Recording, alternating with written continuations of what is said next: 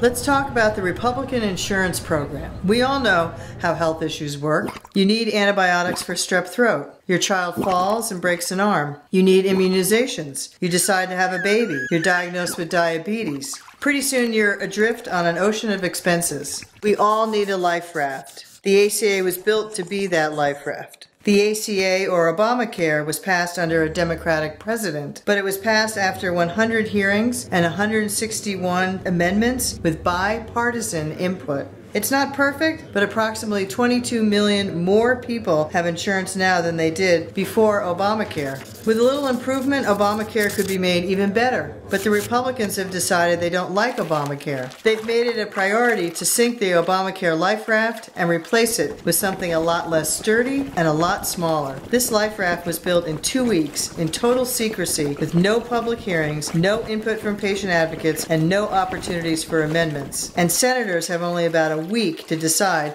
whether to vote on it. What does in total secrecy mean? Let's take a look. 13 senators drafted this bill behind closed doors.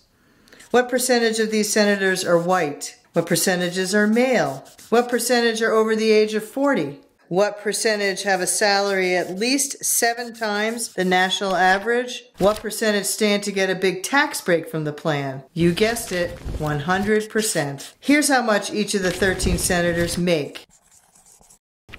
The poverty line is here, the average American salary is here, and here is the average contribution made to each senator's campaign by insurance companies. The wealthy, the insurance companies, these are the winners. Who loses? Well, these are the people who are being kicked off the life raft. Anyone with a pre-existing condition. And what counts as a pre-existing condition?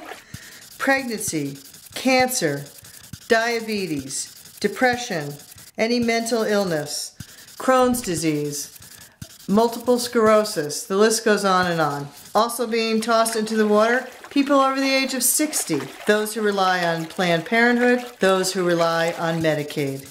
22 million people can't fit on the GOP's rickety little raft. It's estimated that the plan would leave uninsured 227,000 Montanans.